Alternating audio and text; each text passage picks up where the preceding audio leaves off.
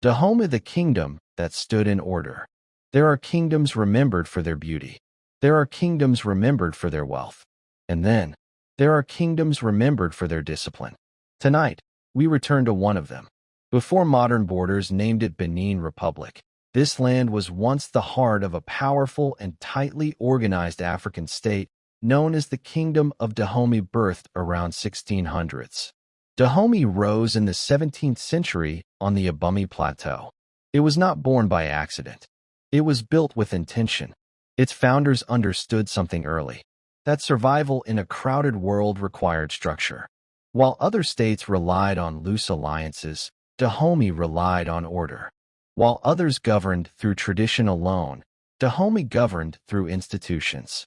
From its capital in Abomey, the kingdom grew steadily, absorbing neighboring territories and organizing them under a central authority that answered only to the king. Dahomey did not simply exist. It functioned. At the center of Dahomey stood the Agojie, the king.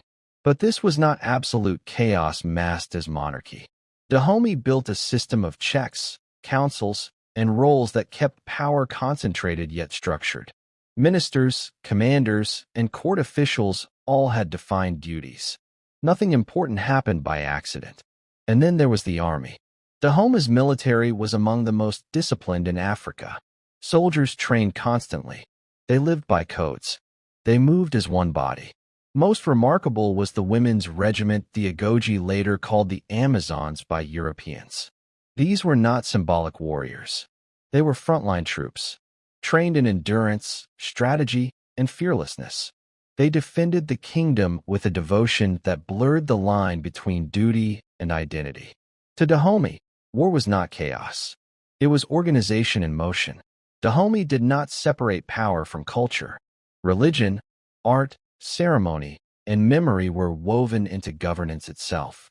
Every king preserved history through symbolic imagery, carved reliefs, palace walls, ritual performances. The kingdom recorded itself in meaning rather than ink. Power was not just enforced.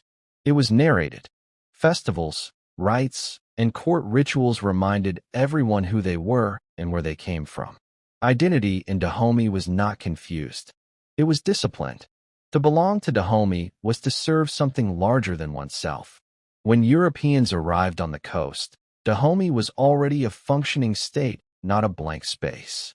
Trade began. Weapons, goods, and sadly, enslaved people moved through ports like Ouidah. Dahomey engaged Europe not as a victim at first, but as a negotiator. The kingdom understood diplomacy.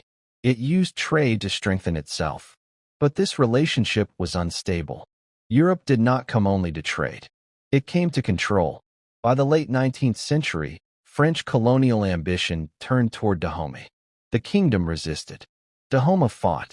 Its armies stood against rifles with discipline and courage. But the world had shifted. Technology, numbers, and imperial strategy overwhelmed even the most organized indigenous systems. Abomey fell. The king was exiled. Dahomey became a colony, not because it lacked strength, but because strength was no longer enough. Dahomey teaches us something difficult and honest. That power is not only about control. It is about meaning. Dahomey was feared because it was organized, respected because it was disciplined, remembered because it knew who it was. Its fall did not erase its truth. Memory survived where weapons failed. And so tonight's lesson is this. Power without pride is hollow. Pride without wisdom is fragile. But when power, pride, and purpose meet, they leave a legacy no empire can fully destroy. Dahomey no longer rules land since 1894, but it still rules memory. And memory is the last kingdom that never falls. Kindly like and subscribe to my YouTube channel.